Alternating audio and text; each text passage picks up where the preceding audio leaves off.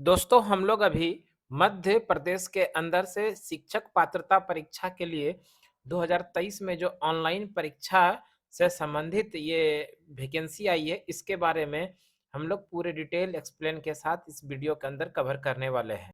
और जो अभ्यर्थी मध्य प्रदेश कर्मचारी चयन मंडल भोपाल के अंदर से ये वैकेंसी में पात्रता रखते हैं, वो इस फॉर्म को भरकर पात्रता परीक्षा 2023 में निश्चित रूप से आप सम्मिलित होकर सरकारी नौकरी के लिए एक कदम और आगे बढ़ा सकते हैं। दोस्तों इसके अंदर हम लोग बात करने वाले हैं, ये जो फॉर्म निकला हुआ है, इस फॉर्म के लिए एलिजिबिलिटी क्या होनी चाहिए, इसमें आप लोगों को जो फॉर्म ऑनलाइन डेट है वो क्या होगा और इसके साथ-साथ में एज लिमिट क्या है, इन सभी बातों पर पूरे डिटेल एक्सप्लेन के साथ बात करेंगे, कौन-कौन इस फॉर्म को भर सकते हैं। इस वीडियो के अंदर आप लोग लगातार शुरू से अंत तक ज़रूर जुड़े रहिए और आप अपने दोस्तों को भी इस तरह की वीडियो देखने के लिए हमारे YouTube channel success education point channel पर आने के लिए आप आमंत्रित कीजिए। दोस्तों हम ज़्यादा समय नहीं लेते हैं और मध्य प्रदेश कर्मचारी चयन मंडल भोपाल से शिक्षक पात्रता परीक्षा के 2023 में जो संचालित किया जाएगा उसके बारे में पूरे डिटेल एक्सप्लेन के साथ समझने का प्रयास करते हैं दोस्तों। सबसे पहले हम लोग जानते हैं मध्य प्रदेश शासन स्कूल शिक्षा विभाग के अंतर्गत माध्यमिक शिक्षक माध्यमिक शिक्षक में विषय शिक्षक, माध्यमिक शिक्षक के अंदर खेल संगीत गायन और वादन, प्राथमिक शिक्षक शिक्षक इस प्राथमिक शिक्षक के अंदर खेल संगीत गायन वादन और नृत्य नृत्य तथा मध्य प्रदेश शासन जनजातीय कार्य विभाग के अंतर्गत माध्यमिक शिक्षक विषय शिक्षक एवं प्राथमिक शिक्षक खेल संगीत गायन वादन के लिए पात्रता परीक्षा 2023 परीक्षा संचालन नियम पुस्तिका के बारे में हम लोग जान रहे हैं। सबसे पहले हम लोग जान लेते हैं इस फॉर्म को भरने के लिए ऑनलाइन आवेदन कर सकते हैं, वो कब से कब है, तो भरने की प्रारंभिक तिथि 30 जनवरी 2023 ये फॉर्म भराना शुरू हो चुका है। इस फॉर्म को भरने के लिए अंतिम तिथि जो है 13 फरवरी 2023 तक आप लोग ऑनलाइन फॉर्म भर सकते हैं। भरने के लिए टोटल जो दिन है वो 15 दिन ये आप लोगों को फॉर्म भरने के लिए दिया गया है।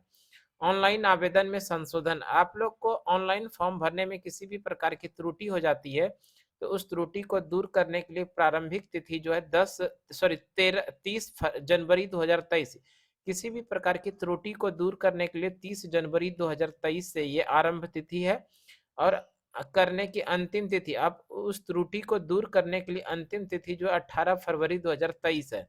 इस तरह से त्रुटियों को दूर करने के लिए कुल टोटल जो है आप लोगों को 20 दिन का समय दिया गया, यानी 30 जनवरी 2023 से लेकर 18 फरवरी 2023 तक आप किसी भी प्रकार की त्रुटि हो जाने पर उसको सुधार कर सकते हैं। ऑनलाइन परीक्षा का विवरण, ये जो ऑनलाइन परीक्षा होने वाला है ये परीक्षा कब होगा तो ध्यान रख लीजिएगा, प्रथम पाली में होगा और द्वितीय पाली में, ये दो पाली में परीक्षा आयोजित की जाएगी।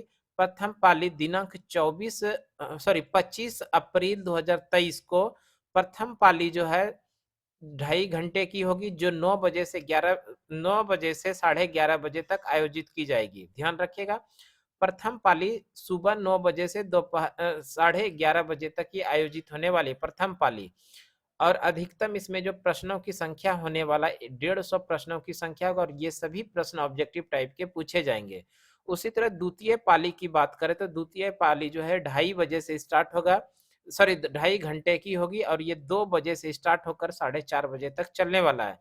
दोपहर के 2 बजे से शुरू होगा और शाम के 4:30 बजे तक ये परीक्षा आयोजित की जाएगी द्वितीय पाली की और इसमें भी कुल 150 प्रश्न पूछे जाएंगे। परीक्षा में हिंदी अंग्रेजी माध्यम में वस्तुनिष्ठ प्रकार के प्रश्न होंगे, जिनमें प्रत्येक प्रश्न के 4 संभावित उत्तर विकल्प दिए रहेंगे। यानी आप लोगों को परीक्षा के अंदर जो प्रश्न पूछे जाएंगे वो 2 ही भाषा में प्रश्न पूछे जाएंगे, एक तो हिंदी और दूसरे भाषा में रहेगा इंग्लिश। तो आप जिस भाषा में कंफर्टेबल होंगे उस भाषा का प्रश्न का उत्तर दे सकते हैं और उस सभी प्रश्नों के लिए 4 संभावित ऑप्शन देखने के लिए मिलेगा। परीक्षा को सही उत्तर चुनकर उससे संबंधित गोले को कंप्यूटर के माउस की सहायता से काला करना होगा। यानी ऑनलाइन परीक्षा आप लोगों को देना है, कंप्यूटर में माउस की सहायता से उस बॉक्स को भरना है। अब हम लोग जान लेते हैं दोस्तों, प्रति प्रश्न पत्र परीक्षा शुल्क यानी कितना रुपया परीक्षा शुल्क के रूप में देना है।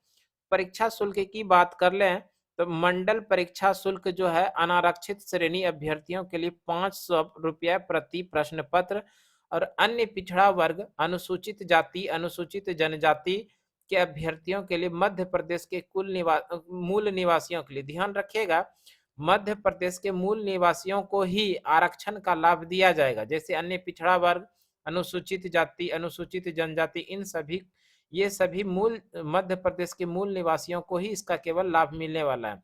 मध्य प्रदेश के बाहर से किसी भी राज्य से फॉर्म भरते हैं तो उनको अनारक्षित श्रेणी के अंदर रखा जाता है, ध्यान रखिएगा।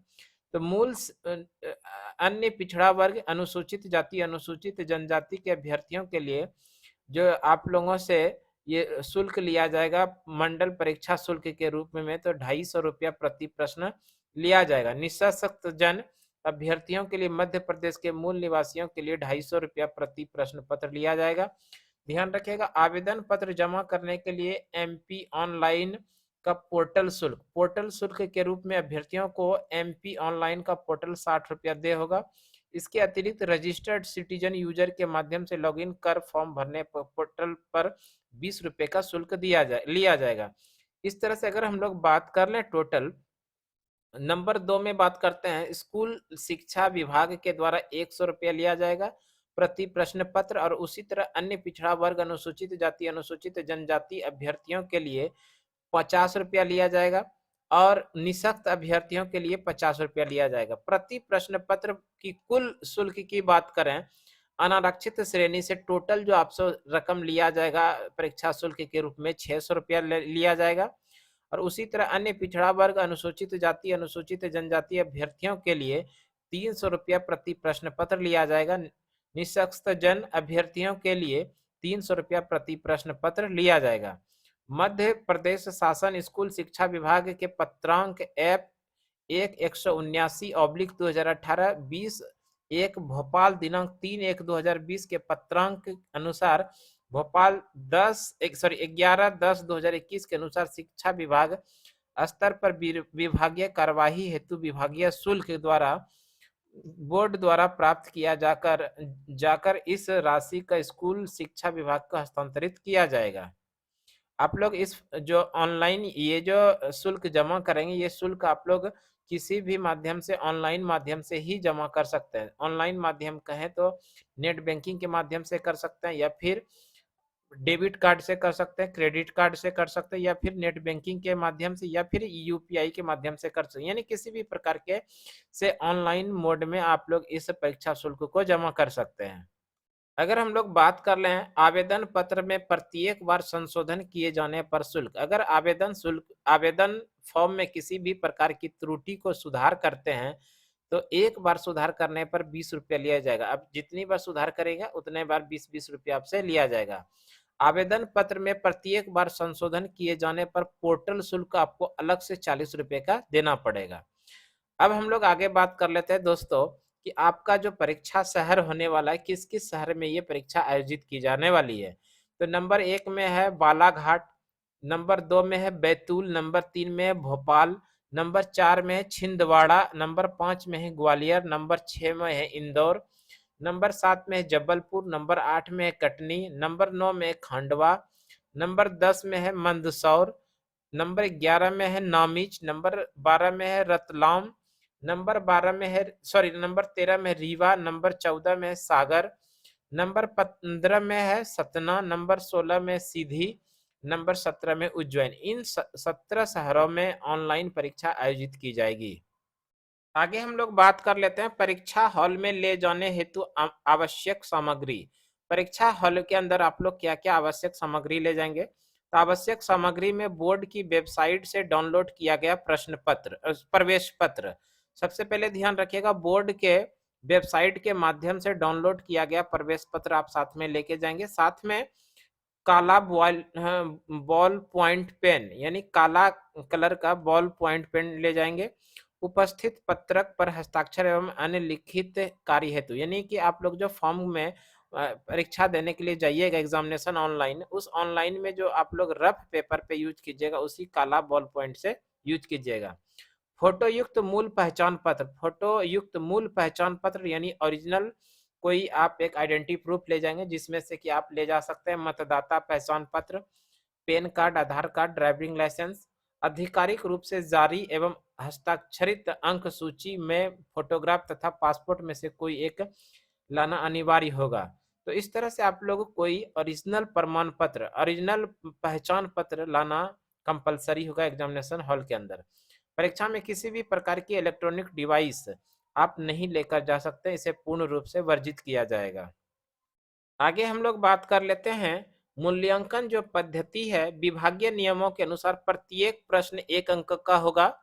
ऋणात्मक मूल्यांकन होगा, प्रति 4 प्रश्नों के गलत उत्तर पर 1 अंक काटा जाएगा। तो ध्यान रखिएगा, यहाँ पर निगेटिव मार्किंग का प्रावधान भी है।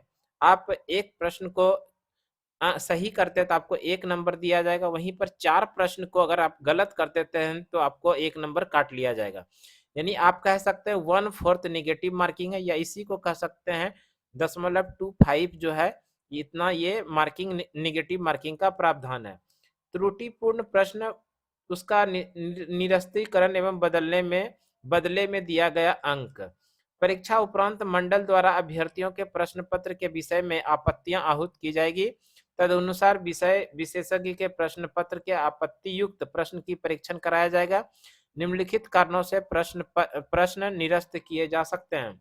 प्रश्न की संरचना गलत हो, उत्तर के रूप में दिए गए विकल्पों में से अधिक विकल्प सही हो, कोई भी विकल्प सही नहीं हो।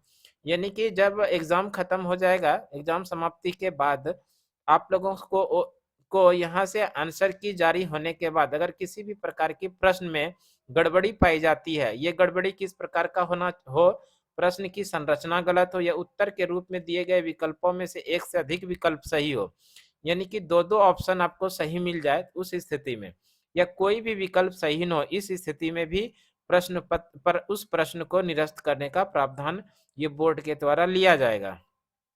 आगे बात कर लेते हैं हम लोग परीक्षा परिणाम नॉर्मलाइजेशन पद्धति के अनुसार ली जाएगी। यानी कि एग्जाम के अंदर, एग्जाम जब रिजल्ट होने वाला है तो रिजल्ट के दौरान नॉर्मलाइजेशन पद्धति का भी इसमें लागू किया जाएगा, अपनाया गया है।